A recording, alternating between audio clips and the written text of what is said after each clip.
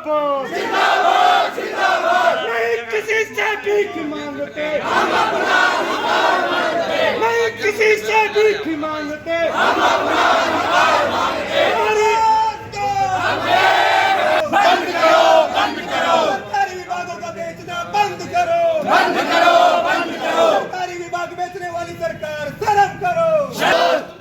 विधायक जी बाहर से होते हुए हम आज विधायक जी घनश्याम सराफ की कोठी पे पहुंचे हैं। इनको ज्ञापन सौंपना है कि आज से पहले जो सरकार थी वो बोलती थी हरियाणा नंबर वन हरियाणा का जो वादा उन्होंने किया था, जो कांग्रेस सरकार ने नंबर 1 हरियाणा का एक लेके आगे चल रहे थे, वो नो डाउट किसी ज़माने में हरियाणा नंबर 1 होगा। हरियाणा नंबर 1 आज भी है, लेकिन विडंबना ये है आज हरियाणा नंबर 1 बेरोज़गारी में है।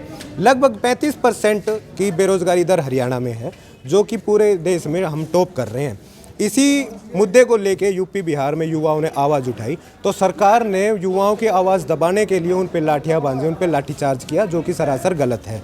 यही इसी जो लाठीचार्ज के विरोध में हमने प्रदर्शन स्टार्ट किया था ये, और हमारी सरकार से मांग है कि हमें विवश ना करें। युवाओं को, बेरोज़गार युवाओं को जो डिज़ायरेबल है, जिनके लिए एलिजिबल है, वो ये रोज़गार सरकार प्रदान करे, नहीं तो हम आंदोलन करने के लिए मजबूर होंगे। तो हमारी सरकार से यही गुजारिश है कि ये युवाओं को आंदोलन करने के लिए मजबूर ना करें। सेट जैसे ये जो परीक्षा लेके आते हैं, जो कि युवाओं के साथ एक भद्दा मजाक है, यानी ग्रुप सी और डी के लिए भी हमें परीक्षा देनी पड़ेगी, परीक्षा पास करनी पड़ेगी, और न सिर्फ परीक्षा पास करनी पड़ेगी, उसमें भी एक क्राइटेरिया लगा दिया कि आपके 85 नंबर हैं तो आप ये नौकरी के लिए काबिल हैं, नहीं तो नहीं है, जो कि एक भद्दा मजाक है।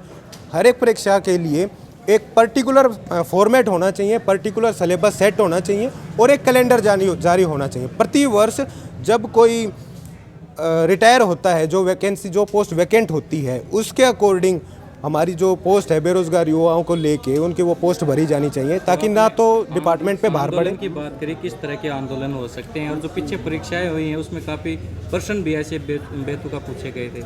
जी, आपकी बात बहुत जायज़ है। पीछे जो परीक्षाएं हुई उसमें बहुत बेतुके प्रश्न पूछे गए हैं।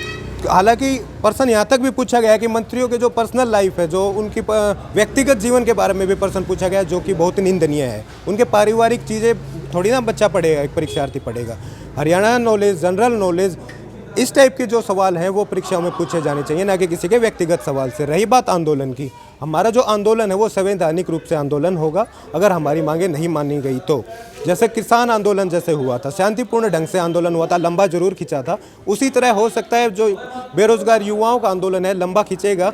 लेकिन ये मत समझिएगा कि युवा शांत बैठेगा। देश का युवा अपना हक मांग रहा है, कोई गलत चीज़ की वो डिमांड नहीं करता सरकार। छीनोगे? देखिए, हक अगर नॉर्मल हक नहीं मिला, मांगने से नहीं मिला, हक वैसे तो मांगने से नहीं मिलता। भगत सिंह ने कहा था हक के लिए हमें लड़ाई लड़नी पड़ेगी, छीनने से हक मिलता है। हम हक छीनने के लिए भी मजबूर होंगे। भिवानी के जो विधायक हैं घनश्याम सराफ, उनके दरवाजे आए हैं। आज पूरे देश के अंदर जो बढ़ती हुई बेरोजगारी है उसको लेके हम मांग कर रहे हैं कि जो नौजवान हैं, पढ़े लिखे हैं, जिनकी क्वालिफिकेशन उन्हें फार्म भर रखे हैं सैकड़ों, उनको नौकरियां दी जाए। क्योंकि आज पूरे देश के अंदर, प्रदेश के अंदर जिस तरीके से विकराल रूप ले लिया, हरियाणा पूरे देश में सबसे ऊपर है 34.7 के साथ बेरोजगारी में। जो भी फार्म भरते हैं तो पेपर दे के घर नहीं पहुंचते, उससे पहले भर्ती घोटाला होके पेपर को कैंसिल कर दिया जाता। इसके नाम पे युवाओं के साथ लूट हो रही है। यानी एक फार्म भरने की फीस 300, 400, 500 रुपये होती है, उस पर लूट की जा रही है। बच्चा फार्म भी भरता है, उसको नौकरियां भी नहीं मिलती। अब देखिए आप, 2016 के अंदर पटवारी की भर्तियां निकली थी, अब वो कैंसिल कर दी। 5 साल तक वो भर के फार्म करवा दिया गया। कोई भी भर्ती देख ले, पिछले 4-5 साल के अंदर जितनी भर्तियाँ हुई, जितने पेपर हुए, हरियाणा में 33 पेपर हुए, कोई ऐसा पेपर नहीं है जो लीक नहीं हुआ, कोई घोटाला ना हुआ हो। घोटाले के अनुसार ये सरकार चल रही। ये कह रही थी सरकार एक तरफ तो बिना पर्ची, बिना खर्चा हम नौजवानों को रोजगार देंगे, हर साल 2 करोड़ नौकरियां देंगे। आज वो कोरा भाषण युवाओं के सामने है, जिस तरीके से बेरोजगारी बढ़ रही है। क्या चेतावनी देंगे सरकार को? बिल्कुल हम ये चेतावनी देना चाह रहे हैं। ये आज एक ट्रेलर है। बिहार जैसे, हम हरियाणा को बिहार जैसा नहीं बनाना चाहते। बिहार में जिस तरीके से युवाओं के साथ मारपीट हुई है, रोजगार का इशू पूरा देश के अंदर है, तो हम खट्टर से ये कहते बिहार, हरियाणा को बिहार मत बनाओ, सभी नौजवानों के लिए रोजगार का प्रबंध करो। चेतावनी है सरकार को। हमारा जो संगठन है छात्र युवा बेरोजगार, मंच। ठीक है, हमारी ये चेतावनी है कि जो सरकार ने हमारे साथ धोखा किया है कि लास्ट टाइम पे सरकार बोलती है कि भाई आपके जो ग्राम सचिव, कैनाल पटवारी और पटवारी की जो भर्तियां हैं उनमें CET लागू किया जाए, और सरकार ये नहीं देखती कि जो बच्चा 1.5 साल से तैयारी कर रहा है और लास्ट टाइम पे आने के बाद CET लागू कर देती है। क्या ऐसा सरकार जब 5 साल के बाद जब सरकार के जब इलेक्शन, सरकार भी ऐसे कुछ उनके लिए भी एक पेपर निर्धारित किया जाए? तो फिर बेरोजगार का जो मुद्दा है पूरे देश में छिड़ा हुआ है, बिहार में युवाओं पर लाठीचार्ज हुआ है, क्या मानते हैं कितना सही कितना गलत है? ये बिल्कुल गलत किया है। जो बिहार और यूपी सरकार ने जो बेरोजगारों के ऊपर लाठियां भांजी है वो बिल्कुल गलत किया है।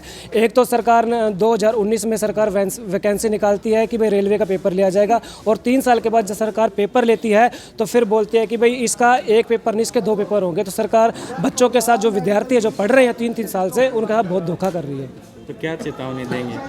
हमारी ये चेतावनी है कि सरकार ये जो धोखेबाजी कर रही है इसके खिलाफ हम एक चेतावनी दे रहे हैं सरकार को।